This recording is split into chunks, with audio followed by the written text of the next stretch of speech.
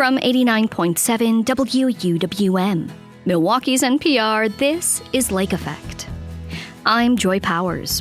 Today we'll speak with the authors of Choosing Love to explore how people can identify as both conservative Christians and LGBTQ+. Then we'll meet Milwaukee Recreation's director. My goal and our goal of our department is to have healthy neighborhoods one at a time. A healthy Milwaukee is a healthy environment for all of us, for our schools, for our county. I just wanted to be a part of that so bad.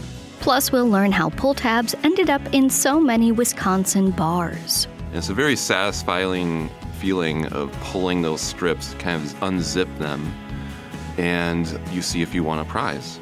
All of that is coming up on Lake Effect. But first, here are today's headlines.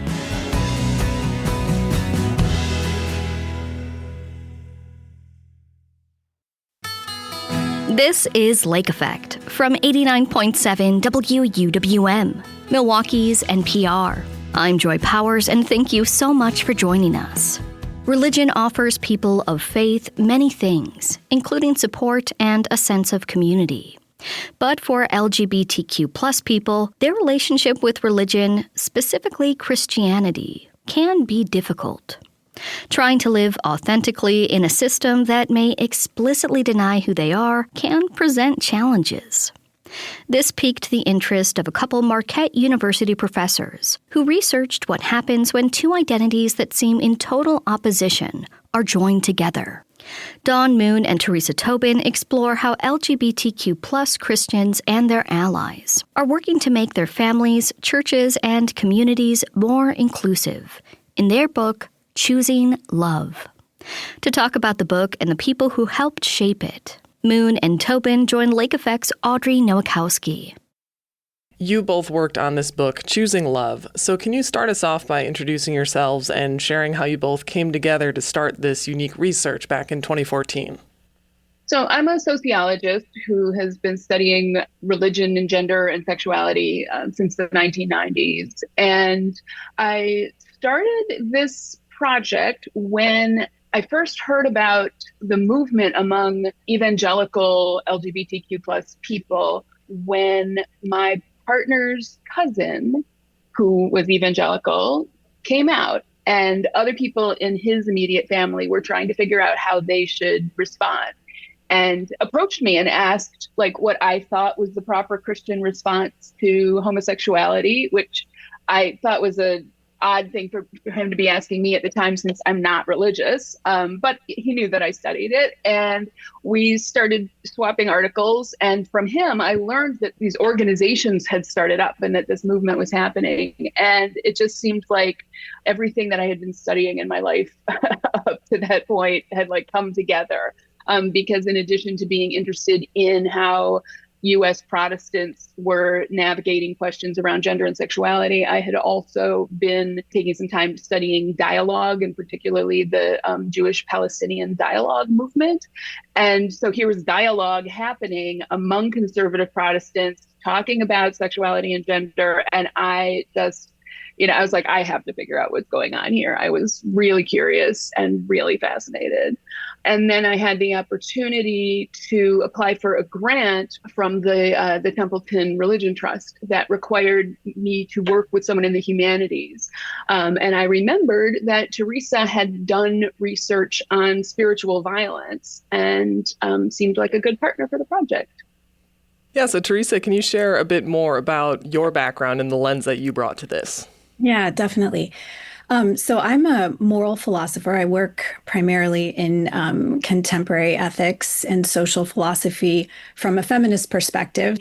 And I've always been interested in ethical questions that arise at the intersection of people's faith experiences and spirituality and gender and sexuality. And both from a philosophical perspective, but also a personal perspective. I'm Roman Catholic, and I grew up with a background and lots of questions around that intersection. And in 2010, I started to read testimony from survivors of the clergy sexual abuse crisis. And a lot of them were naming spiritual violence as a harm of that form of abuse that was not getting a lot of attention. So the idea of spiritual violence, when your religion and your religious upbringing and authorities and rituals and practices are actually used to harm people spiritually and to erect barriers to their relationship with God. And I was so impacted by that term. And I just thought, I want to study that more. But then also seeing connections between what women and LGBTQ plus folks in Christian communities and Catholic communities in particular were also naming as kind of spiritual harm. So when Dawn approached me, I saw these connections and I was like, oh, I'm doing this thing by myself. But when Dawn approached me with this grant opportunity, that, gave birth to a whole new research project and trajectory. Right. And this research is based on interviews that you've conducted with people in the Midwest, across the nation, who are part of groups that are trying to figure out this intersectionality. So I want to lay out some basic definitions for the listeners related to our conversation and this book. And let's start with the phrase welcoming but not affirming. Can you explain what this means in regard to Christian communities? Yeah, I can try. So in some Christian spaces, people will say that they are welcoming of LGBTQ plus people, meaning those people are permitted to come to celebrate in the liturgy, to sometimes maybe even participate in ministry, lead the music ministry, be part of the community in that sense. But not affirming then means that the official position of the church is that we don't acknowledge or accept or affirm or celebrate that you are gay or lesbian or transgender. So we're not affirming or accepting your sexuality or your gender identity as something to acknowledge, recognize, and celebrate. But we're still saying that's sinful, but you're welcome to be here. We're all sinners. We're all on a journey, and you're welcome to be here and be part of our community. So that's how I've understood that. Yeah, and this kind of touches upon the whole idea of conditional love that you explore. And as you were saying before, Dawn, these groups are helping people try to understand, like, how do I fit into this place, right? So with this book and the lens that you viewed it in, how do you both define or characterize conservative LGBTQ Christians? Because from an outside perspective, if someone's not practicing or not familiar, a lot of people could assume that this is a bit of an oxymoron, right? Yeah, I would say that they're conservative Christians in that they use conservative Christian techniques of interpreting the Bible. They tend to be part of conservative Christian culture. Conservative Christian music is the music that speaks to them. They may have, some conservative Christian denominations or independent churches basically teach people ways to channel the Holy Spirit or to have their own conversations with God. And that's formed them. That's who they are. And they're gay, bi, trans, queer. And so a lot of times, and we have encountered this even among other academics, where we say, we're talking about the LGBTQ conservative Christian movement. And people are just like, well, that can't exist. The only thing that defines whether you're conservative or not is your stance on gender and sexuality in that case. But that basically is not the foundation of their Christianity. The foundation of their Christianity is their relationship with Jesus. Right? And so the idea that your ideas or your understanding of gender and sexuality would erase all of that seems to give a lot of power to gender and sexuality, right? And a lot of power to these social constructions as opposed to people's relationship with the divine. To kind of navigate this big water, right, of this area of study, the people you're talking to, you do focus on the significance of 4 emotions in the lives of LGBTQ plus Christians, which is shame, humility, pride, and love. And I'm hoping you both can share some sentiments that you heard over and over from people you interviewed, like some common themes. What are some of the main struggles or some of the main things that are bringing them together? One thing that started to become clear pretty early on was that an LGBTQ plus person had to constantly be displaying shame in order to be welcome in the group. And so we spent a lot of time looking at what is shame? It came up all the time. People were really trying to figure out how to navigate it. And scholars across a whole lot of disciplines, philosophy, psychology, sociology, theology, right? They all come down to the idea of shame being a fear of being unworthy of relationships. And so if you're having to constantly demonstrate to the people who matter most to you that you know you're unworthy of relationships in order for them to be willing to have a relationship with you and not just throw you out, then you're in this very difficult position where you're having to like just constantly be like, I feel like they love me, but they don't love me. And I love them, but they don't want me too close to them because they think my capacity to love is dangerous to the people that I love. And, like a number of people were told, you can't be around kids, or you can't lead worship, or you can't help people with the dance ministry, or whatever it is, because your sin could infect them, right? Or your sin could lead them to a place of doubt, and we can't have that. And that, like constantly being told your capacity to love other people is dangerous. It just really led to a lot of the psychological distress and, feeling like life was not livable for a lot of people. Before we continue, I'm just going to take a moment to reintroduce you both. If you're just joining us on Lake Effect, I'm Audrey Nowakowski, speaking with Dawn Moon and Teresa Tobin, authors of Choosing Love. Their book explores how people can identify as both LGBTQ+ and conservative Christians. So one of the ways you examined how people came out of the other side of this sacramental shame that we were just talking about is through the unique lens of pride. So can you explain to me what you guys are looking at when it comes to pride in this community that's different from a typical Christian lens? I'll start with this one. And I can't talk about pride without talking about humility in this context. So I think for one of the things that's really important about what we learned was the connection between humility and pride. So a lot of the folks we talked to were taught from very, very early on that pride is a sin and that it's one of the deadliest sins, maybe the root of all sin, because they equate pride with arrogance, with sort of elevating yourself above God.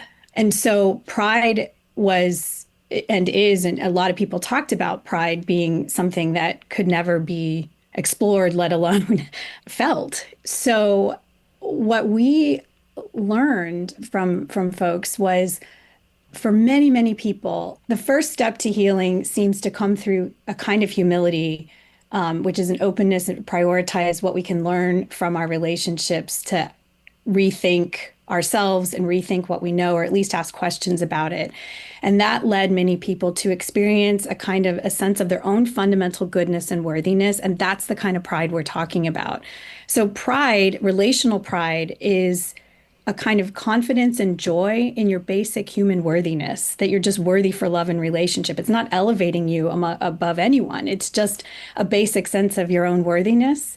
And it's an emotion that I think a lot of people whose dignity isn't regularly called into question, whose existence isn't regularly called into question, take for granted. But for people who are routinely diminished, to be able to feel your own worthiness and to feel joy in that is pride. That's what people were experiencing, that sense of like, wait a minute, I'm worthy of love and connection, period. It's my birthright too.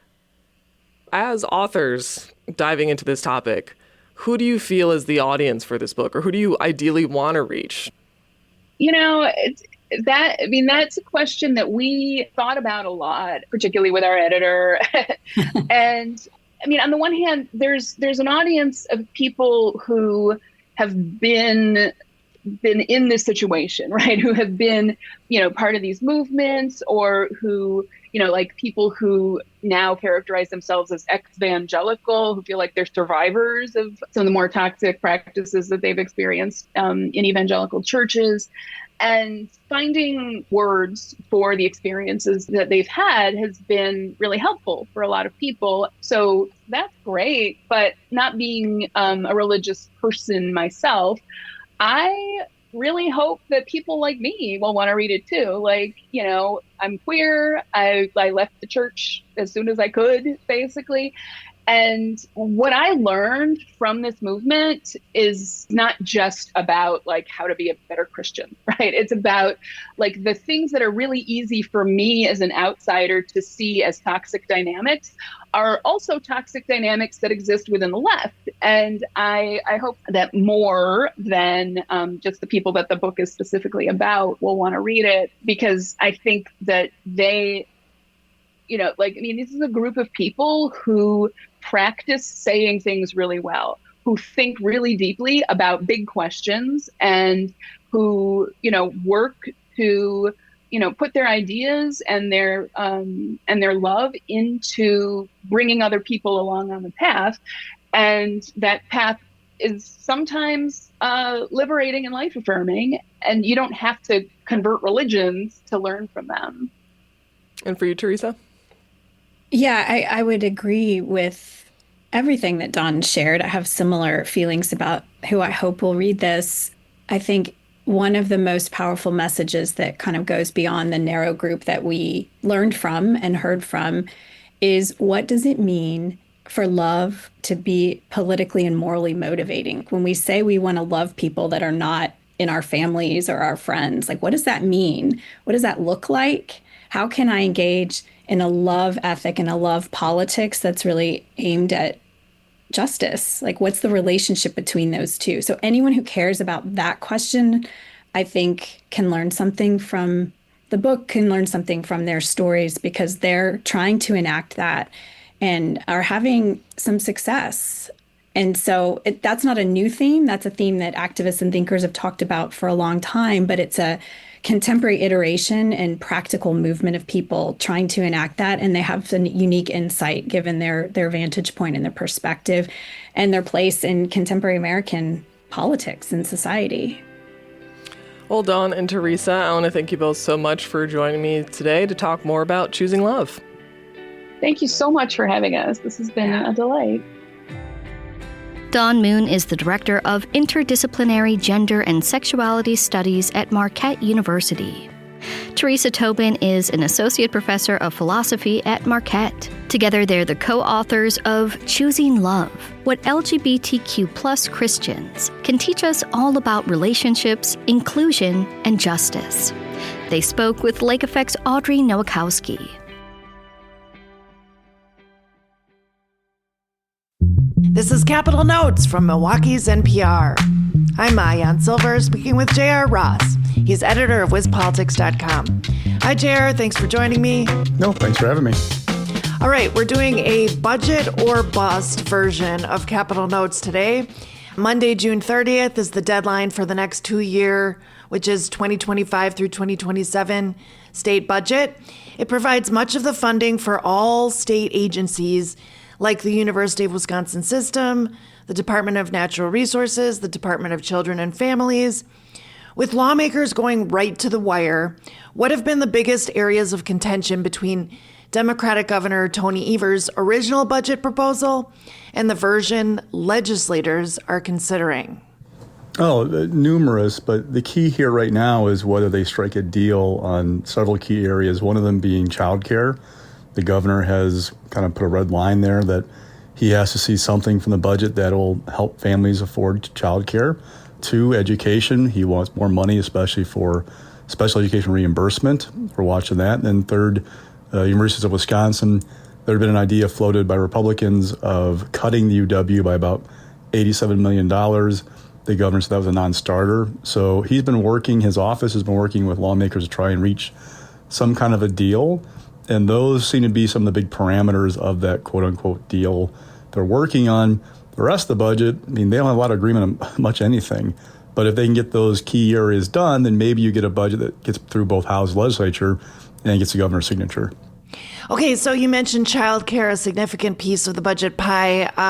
Specifically, there's this Child Care Counts program. It's a state-run program that supports childcare providers that was funded through federal funds and would end in July without state money.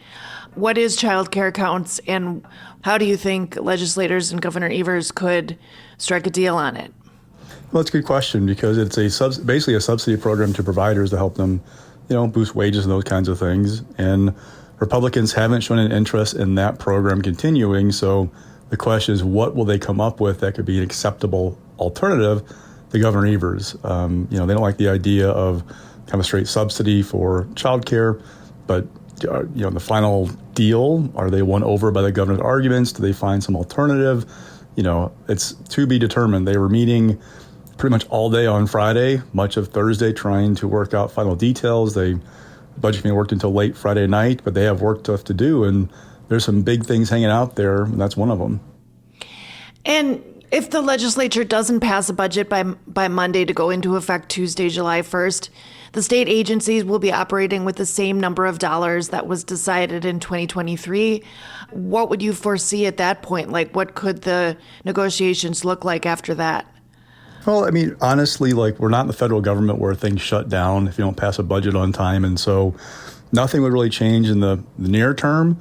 It used to be way back when there were pressure points with the budget that, come fall, for example, schools want to know how much they were going to get for an increase per pupil, what they could spend. But that's now kind of in law because the governor uses veto authority 2 years ago to create an annual increase for 4 centuries of $325 per kid to what they can spend through state aid and property taxes. Now, we don't know how much the state's going to put in for the aid part of that formula, but they know at least how much they can spend in general.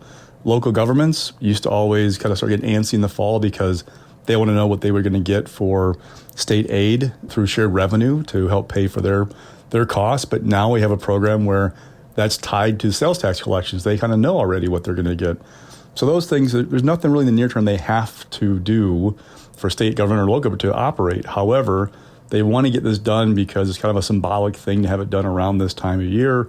Republicans want to prove they can govern and get things done. If it were to drag on for months and months and months, then you start to get some problems. For example, Medicaid, that program, it would cost about $1.6 billion more in state money to cover the Medicaid program as it is right now without any changes, just the cost to continue it. Well, at some point, you run out of money to pay your bills in that program because it's going to cost so much more. So, but that's, we're talking a year and a half at least before we run any problems. So they've got plenty of time. Still, they want to get it done this week because it's symbolic. It's, get it done by July 4th, go off the rest of the summer and kind of get out of the Capitol. And so do you have any insights on what might bridge the gap between legislators and Evers on things like childcare and the UW system and things like that? There were some hints that some ideas floated last week to give UW a small increase, but pair it with quote unquote reforms. Now those weren't defined. And, I don't have hard, solid answers because they were negotiating. These things were being negotiated still. So they don't have in black and white, this is what we're going to do in UW. This is not shared publicly, but there's an idea out there floated of giving UW a small increase, pairing it with these, to be determined reforms that would make Republicans happy. Child care, we're still trying to figure out what that looks like. Special education, the budget committee has already approved increasing the reimbursement rate to about 37.5%. We're around 32% right now. There's some talk of going higher than that, but we don't have final answers. They're still working through the process, trying to get a deal done on the governor's desk. And one of the interesting things is right now it's in the Joint Finance Committee. That's the powerful Republican-controlled legislative committee that basically drafts its version of the budget. But then that budget has to be passed by the Assembly and the Senate. What do Republicans need to do in terms of negotiating with Democrats in the legislature to get that moving? Well, the first thing is Republicans would love to get a budget done without any Democratic votes. Whenever you're the majority party in a chamber, you want to do things with your own caucus, not rely on the minority party. When you do have to rely on the minority party, you empower them to ask for things. So their first goal is 17 GOP votes in the Senate and 50 in the Assembly. That looks unlikely, Remind however. people how many, what the balance is right now of power?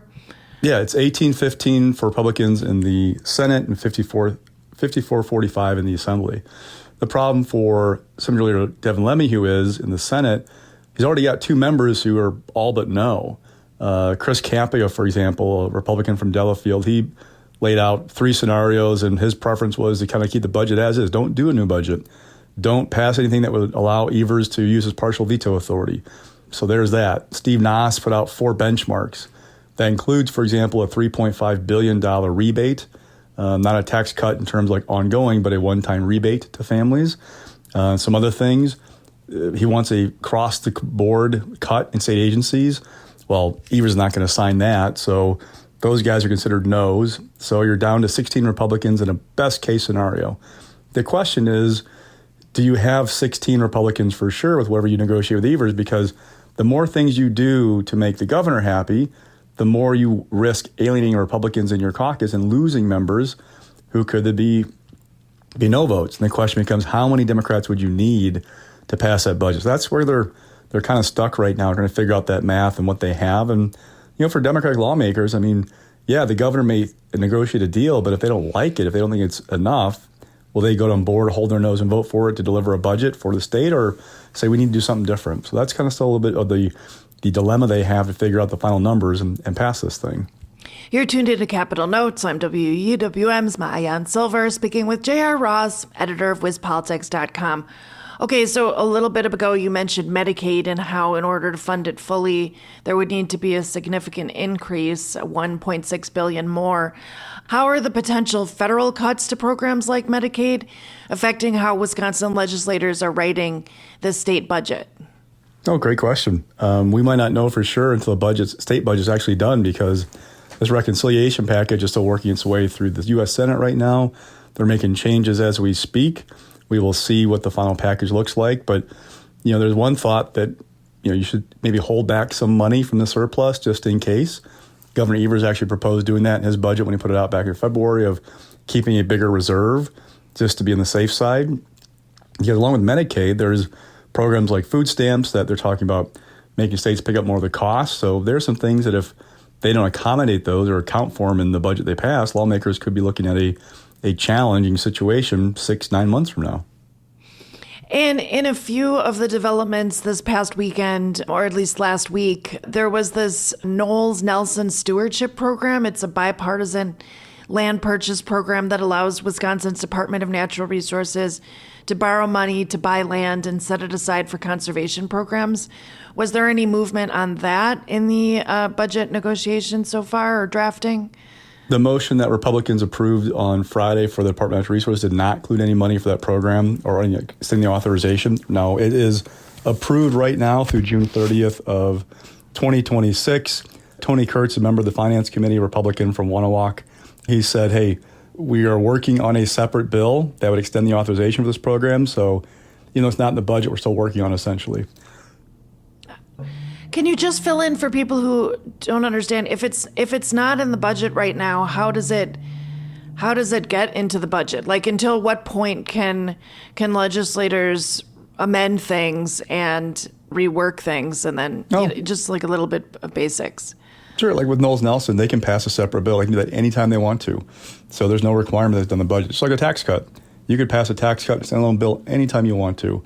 But usually they try and put most of that stuff together in the budget because it's a balancing act of spending, tax cuts, et cetera, to make sure everything kind of fits. So, there is plenty of time to get something done on the stewardship program. It's just for some Democrats, they like to see it in the budget for be more assured that's actually going to get done, because they're just not sure Republicans have the votes to pass that bill, and they're skeptical they can actually get it done with where that caucus is right now. I see. And on that note, a few weeks ago, Joint Finance had signed off on a $1.3 billion tax cut plan. What's the latest there? It's still in the budget as far as we know. We're watching for any tweaks with those conversations with Governor Evers to see if he demands changes. If the governor, if he's going to run again in 2026, it's not a bad thing to sign a tax cut before you run for election. So it's not geared toward the wealthy. There was a Fiscal Bureau memo that came out that's a nonpartisan budget arm of the legislature that did analysis of the overall impact of the tax package Republicans approved.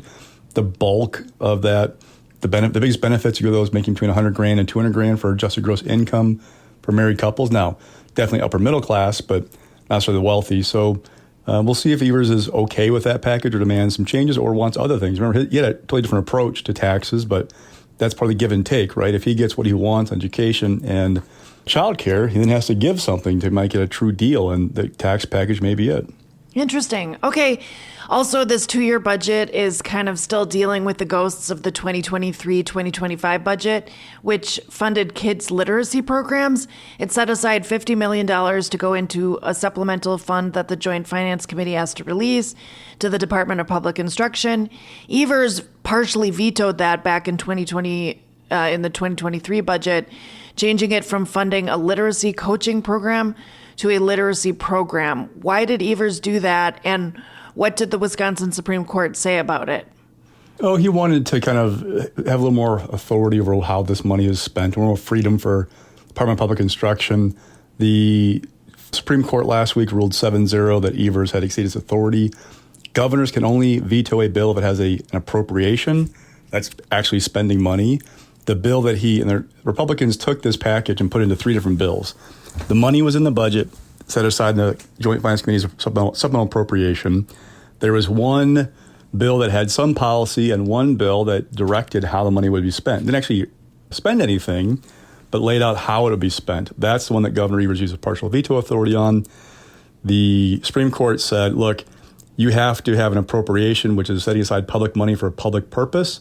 That bill didn't do it, ergo the veto was inappropriate. So it basically restored the bill to as it was if the governor acted. The Finance Committee then released $9 million on Friday of the $50 million roughly that DPI had set aside for the agency. Now, there was a hint during the meeting on Friday of more is going to come, because if that money is not released by the end of the 30th, Monday, it would lapse back to general fund. But that's kind of an accounting thing. If you put an appropriation in the 25-27 budget, DPI will still get that money, you'd be fine. So we're watching the next step. They released a little bit of money right now. There'll be more of it released in the coming weeks. We'll see in this budget and how it works that way. All right. Thanks for this breakdown, JR, and thanks for joining me on Capital Notes. Anytime. You can hear Capital Notes every other Monday on Lake Effect and Morning Edition. You can also find it as a podcast, wherever you like to listen. And just like Capital Notes, Lake Effect is a podcast. Search for Lake Effect wherever you get your podcasts to download and listen on demand. If you can't go to a bar without picking up some pull tabs, you'll want to stick around. In about 15 minutes, we'll learn about the history of pull tabs and what makes them so unique. But first, we'll meet the director of Milwaukee Recreation. That's coming up on Lake Effect on 89.7 WUWM, Milwaukee's NPR.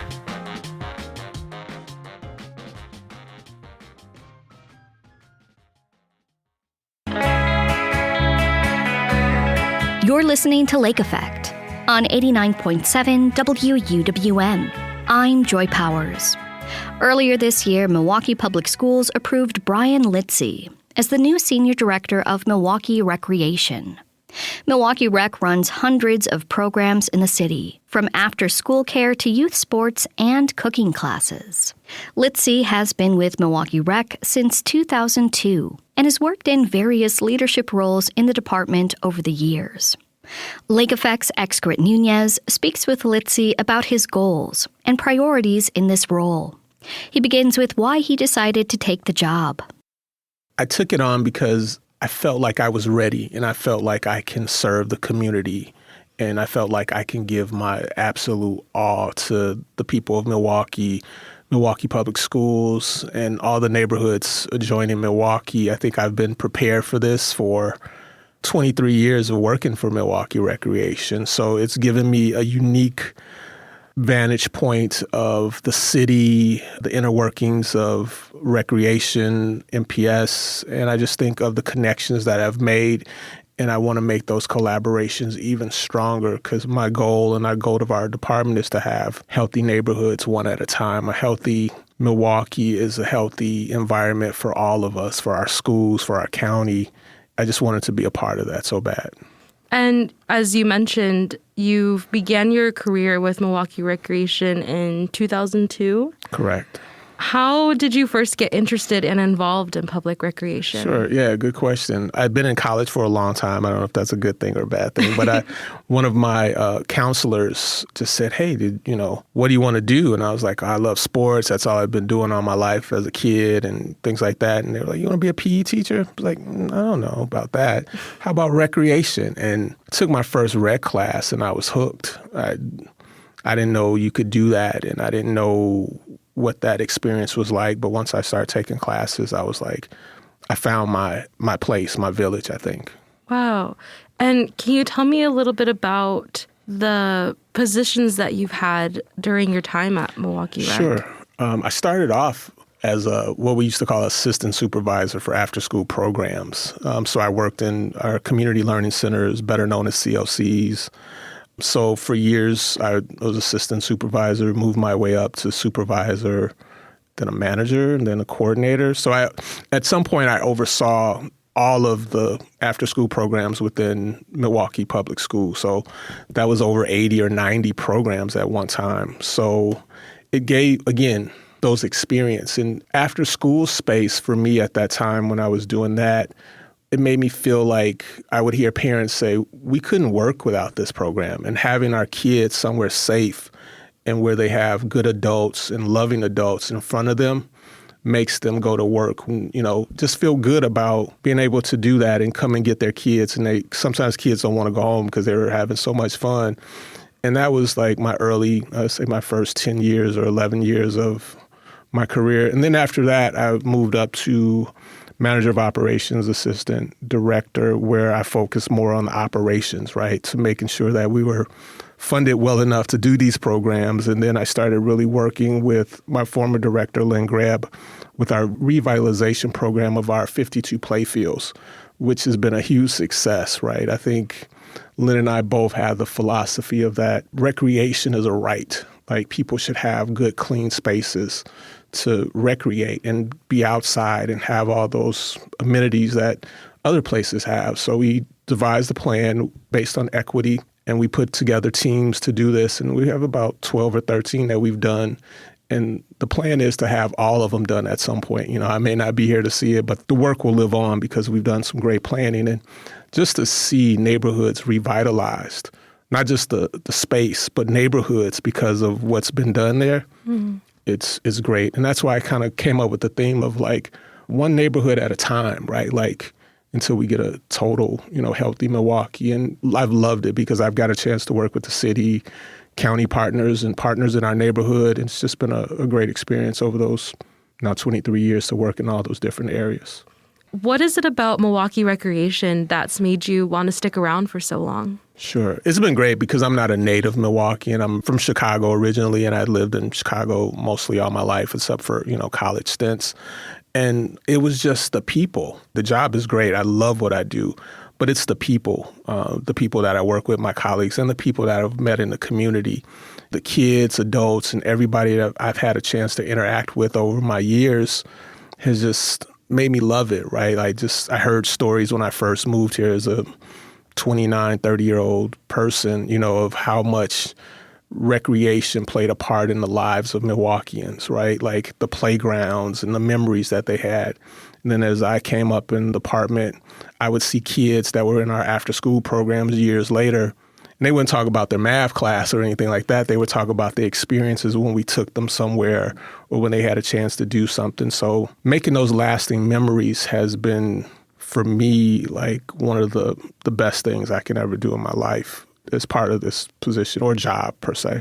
That's amazing. So like you mentioned, there are so many aspects of Milwaukee Recreation that your career has touched on.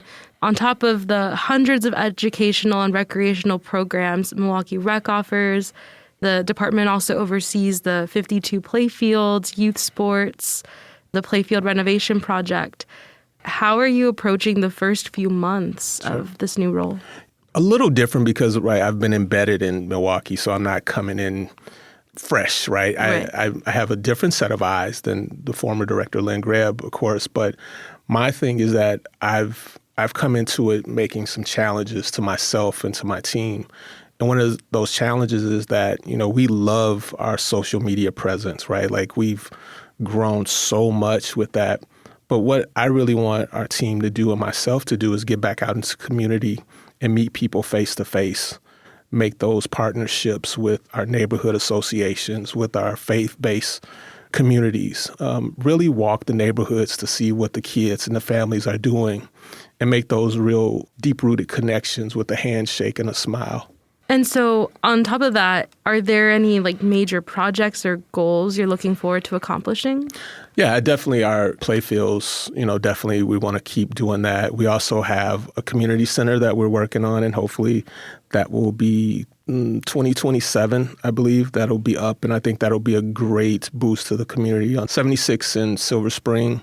So it'll be the first one that we've ever had where we took an existing school building that was no longer being used, and we're making it into a full-scale community center with a pool, gym, meeting spaces, and things like that. So that'll be a huge challenge for our team. And I want us to be innovative, right? I want us to think about new and vibrant programs and ideas that we can offer to the community, and with the help of the community to kind of let us know where we're missing and what things we can be doing that are new and fresh for them.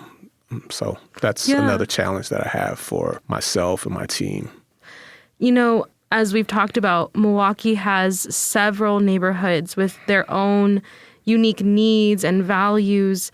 How will you make sure to continue connecting and serving so many different communities? Yeah, I think, again, we have to have a presence, right? We have to show our faces, right? When you see that blue shirt, whether that's a part-time person or that's a full-time person, we have to be approachable, and we have to be able to approach the community, right? So welcoming, events and things like that to welcome, the neighborhood, to show hey, these spaces are yours, right? They don't belong to us per se, they're yours.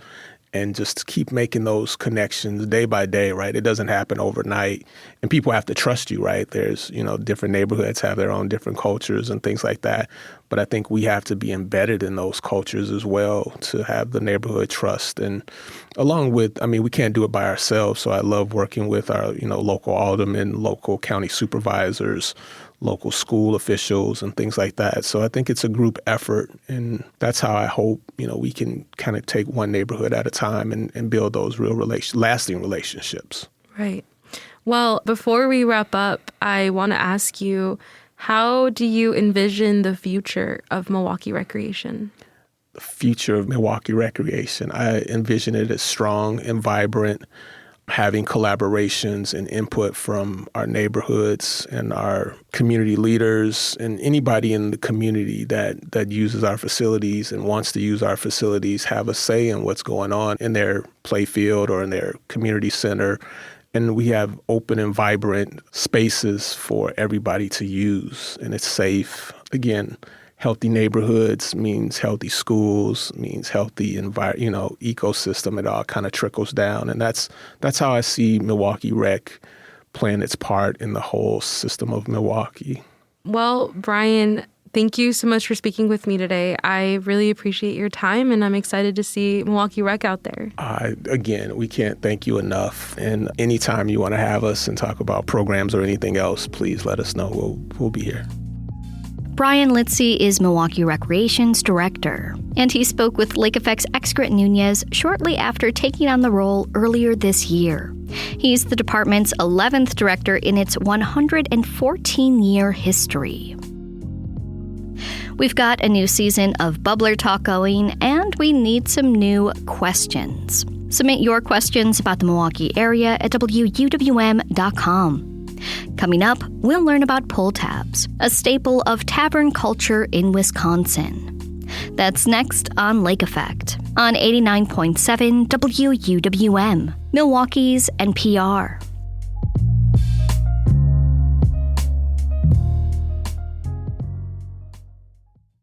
This is Lake Effect on 89.7 WUWM. I'm Joy Powers. If you've ever been to a corner bar in Wisconsin, chances are you've seen a pull tab machine. They're a staple of tavern culture in the state, a form of light gambling that brings together families and friends while they share a pitcher and complain about the brewers. T. Krulos explores the history and legality of pull tabs in an article for Milwaukee Magazine. He joins me to talk about the culture of pull tabs. If you had just moved to Milwaukee, you've never seen one of these machines before, how would you describe it? A pull tab machine. They're found in a lot of bars across the state. And you put $1 into it, or $5, and then you get a game piece. And you flip it over, and there's these strips on the back. And it's a very satisfying feeling of pulling those strips, kind of unzip them, and you see if you won a prize. And it's not going to be a big prize, like you're not going to be able to retire from your day job, but they typically pay out a few dollars. The maximum you can win on one is $250. So it's just kind of a fun thing that friends like to do at a bar. You get a bunch of pull tabs, you sit there unzipping them, seeing if anyone won, and a lot of times that money is just put into buying more beer or buying more pull tabs so you can keep playing. Full disclosure, I would say about a month back, I had friends who were in town, one of whom is a Wisconsinite, loves pull tabs, and I did win. $1. $1. I was going to say, pull tabs. The most I've won is $2. So. Yeah, which seems pretty standard. But one of the things that your article got into right away, which I have never really thought about before, is why are they legal? For whatever reason, this had never occurred to me. But yeah, it is odd that they are legal. Yeah, that's what started the whole story. My editor just wanted me to find out the answer to that question. And I found that the story behind it is pretty complicated, actually. It goes back to the late 90s. There was a guy named Walter Bohrer who was in the business of what they call coin-operated amusement machines. So he provided pinball and jukeboxes, stuff like that. And as sort of his retirement plan, he came up with Wisconsin Souvenir Milk Caps, which is the pull tab company. And he created this by very seriously studying Wisconsin Statute 100.16. There are exceptions to gambling in that. You can create a sweepstakes, right? So it is actually a sweepstakes. You can write to the company and they will mail you a game piece. But of course, most people prefer to play it at a bar while they're enjoying a beer. The other thing is if you can attach your thing to something of value, and this is why if you've ever played like McDonald's, Monopoly, that's legal, is because you get some French fries along with your game piece. So Walter thought about this, and his argument is that on the front of the pull tab there's a circular design, and that design can be cut out and saved as a collectible POG. So that is sort of the loophole, if that's what you want to call it, is that you're actually paying for this collectible POG, not the game piece on the back necessarily. So he had to go to court because in the late 90s he was raided. They confiscated his pull tabs, and he was like, no, you don't, because I actually put a lot of thought into this. So he went to court, and they admitted that, he was in the right and that what he was doing is legal. The Wisconsin Department of Revenue is a little skeptical of this. Sure. From talking to them. And they're like, come on, really a POG? But I don't know. I don't think it's a bad argument. I mean, I don't think there's a lot of POG collectors out there, but people collect vinyl and VHS tapes, and I'm sure there's POG collectors out there People collect all kinds of things. I used to and still have a small collection of potato chip bags. Okay. See, yeah, people love to collect different things. Now, it does seem like there was a bit of fancy footwork in order to make them legal, using this kind of idea of, the POG, that's really this is what people are buying. But as you say, it was fought out in courts. Pull tabs won, ostensibly. Now, are all pull tab machines today, are they all legal, or? No, I mean, according to what I found, Wisconsin Souvenir Milk Caps are the ones that are operating legally because they do follow those guidelines from Statute 100.16. So other pull tabs that you see out there are probably not legal because, they don't have that collectible feature. You also have to keep records of certain winnings. You have to clearly state the odds on your game piece. There's a lot of like little details that you have to follow. And some of those other companies are just kind of making like knockoff pull tabs, I guess I would call them.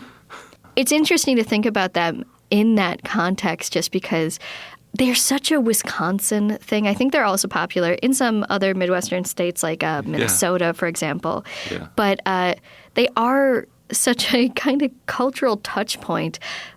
What do you think makes them so popular among people? I mean, I think it works so well in Wisconsin just because the tavern culture here is so strong. It's most people spend some time hanging out in the bar, and this is something to kind of keep your hands busy, something social you can do with another person. There is that thrill, you know, even when I won $2, I was like, hey, I'm a winner. I won $2, you know. But like you say, they're very popular here. They're even more popular in our neighbor. Minnesota is the biggest state for pull tabs. And they do exist in other states. They usually have a different name that's more of like a localized thing. But yeah, it's a big part of the tavern culture here in general. Well, T, thank you so much for joining us here on Lake Effect. Thanks for having me. T. Krulos is a freelance writer based in Milwaukee. We spoke about pull tabs in 2023. And that wraps up today's show. Thank you so much for being here with us. I'm Joy Powers. If you missed any of Lake Effect this week, you can find all of our conversations at WUWM.com. If you'd like to take the show on the go, you can download the Lake Effect podcast wherever you get your podcasts. Tomorrow on Lake Effect, we'll explore the history of the earliest Barbie dolls and tell you how Barbie's origin story is connected to Wisconsin. Thanks so much for joining us right here on listener-supported 89.7 WUWM, Milwaukee's NPR.